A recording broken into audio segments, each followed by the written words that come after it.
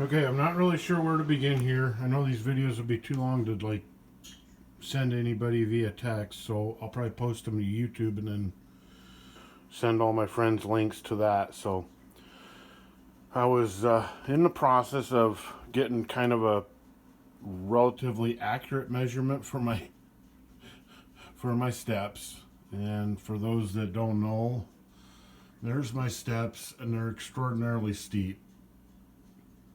And so one project led into another project, led into another project, and now it's got me rebuilding the steps. So I had the measurements from the back side upstairs. I had the measurements from the back side up to the bottom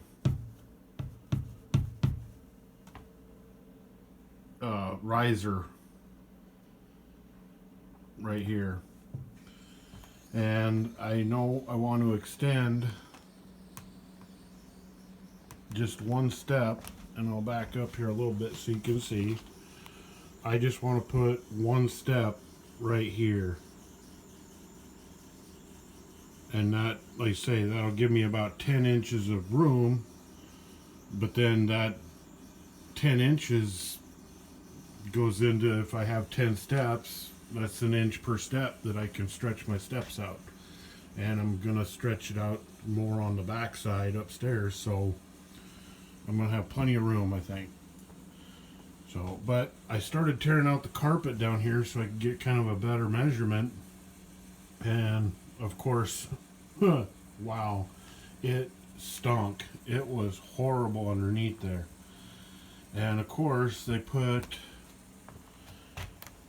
and you can see they nailed the carpet down, so there's still carpet stuck here, whatever, but then they have this 1/4 inch underlayment, and that was across the whole floor.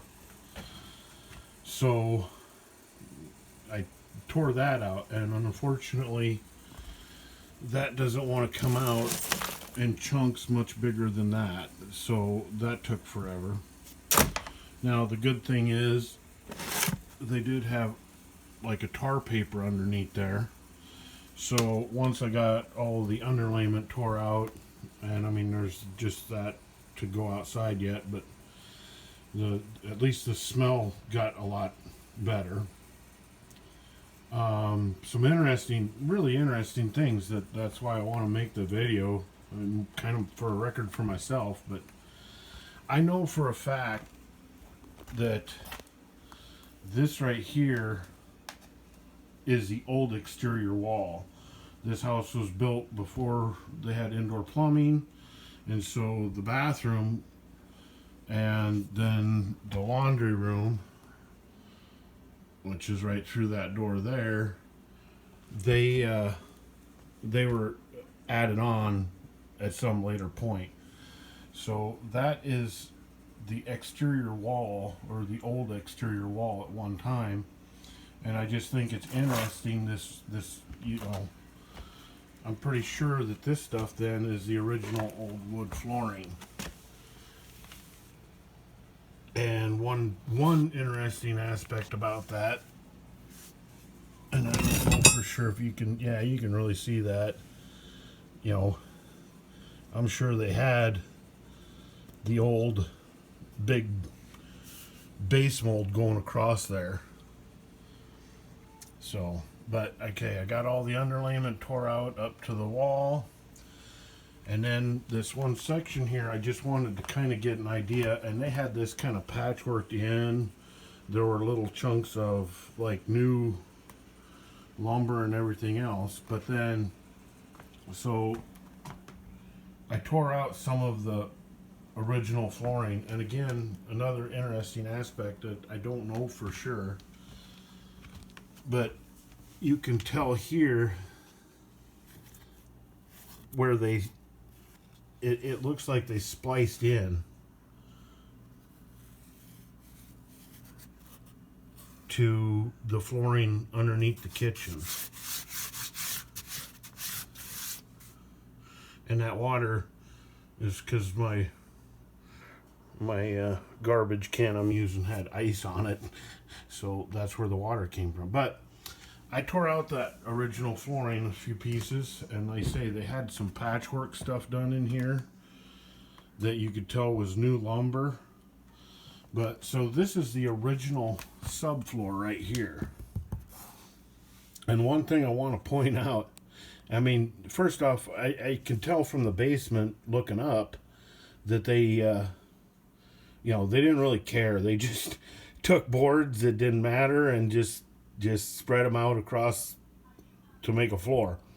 But one thing I want to point out is if you look at this, all the way over to here, and I think that's just a crack in the board. So it goes from there, from there, all the way to there. That's one board. Oh.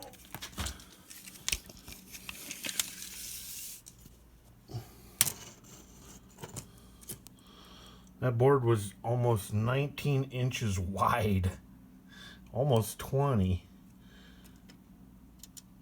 That's just amazing to me, the kind of lumber. And I mean, you can't really tell. I mean, I went down in the basement. The basement is right through there, but it's a big thick board too. I mean, they didn't. It's nice, but and then I'm not sure either, because I ran into some of this in the living room. But this possibly could be a piece of the original linoleum that was on the floor. I don't know that. I don't imagine they would put it right on the subfloor without putting something underneath it. And then too, if you look here, this is a shingle. And here's another, that piece is kind of loose. It's a shingle. So they were trying to shim, and there's like an uneven spot here. So they were trying to shim from here across, and they just, you know, grabbed whatever they had, in this case shingles and possibly the linoleum then, and just filled it in and it might have helped with squeaking. Maybe they had a squeak there, so they tore it up and stuck stuff onto there. I don't know, but I just think it's just fascinating. So, but all right, I'll be posting this video sometime this weekend, and I'll get a couple more going. But I'm gonna get my measurements, and I'll explain this too while I'm here.